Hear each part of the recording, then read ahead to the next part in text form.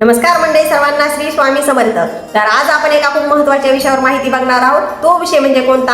की रोजच्या स्वामींच्या नित्यसेवेमध्ये आपण पितरांची सेवा कशी करावी, का करावी आणि कधी करावी, तर या संदर्भामध्ये आपण माहिती बघणार आहोत। तर तुम्ही व्हिडिओ स्किप न करता संपूर्ण बघा। तर मंडळी कसं आहे ना, आपण रोज सकाळी आंघोळ करतो। आंघोळ केल्याच्या नंतर आपल्याला देवपूजा करायची असते, पण आपण देवपूजा करायच्या अगोदर पितृसेवा करायची असते। तर मग जेव्हा आपण पितृसेवा करतो ना, तेव्हा आपण काय करायचं, दक्षिण दिशेकडे तोंड करून बसायचं आहे।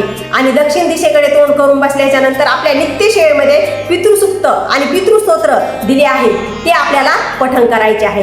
तर एक गोष्ट लक्षात ठेवायची, जेव्हा आपल्याला पितृसूक्त आणि पितृस्तोत्र पठण करायचे असते ना, ते आपण देवपूजेसाठी जे आसन घेतो ना, ते आसन आपण बसण्यासाठी घ्यायचं नाही। ते आसन, देवाचं आसन वेगळं ठेवायचं आणि आपल्या पितरांची सेवा करण्यासाठी आपण आसन वेगळं ठेवायचं असतं। आणि आपण जेव्हा मग आता हे पठण करतो ना, ते पठण झाल्याच्या नंतर आपण काय करायचं आहे, कोणालाही न बोलता समजा जायचं आहे आणि आपले हात पाय तोंड धुवून घ्यायचे आहे आणि नंतरच आपण आपली देवपूजा करायची आहे आणि त्याच्यानंतर आपली नित्यसेवा करायची असते। बरं, मग आता रोज पितरांची सेवा केल्यावर काय होत असतं, तर पितरांचं आपल्यावर लक्ष राहत असतं, पितरांचा आपल्याला कृपा आशीर्वाद मिळतो, तसेच आपल्या घरामध्ये शांतता राहत असते आणि आपली कामे मार्गी लागत असतात। तर आपण जेव्हा बाहेर काही कामासाठी जात असतो ना, तेव्हा आपण जर पितृसूक्त किंवा पितृस्तोत्र पठण करून जर गेलं ना, आपली कामे मार्गी लागत असतात। म्हणून आपण नेहमी आपल्या नित्यसेवेमध्ये पितृसूक्त किंवा पितृस्तोत्र पठण करायला पाहिजे।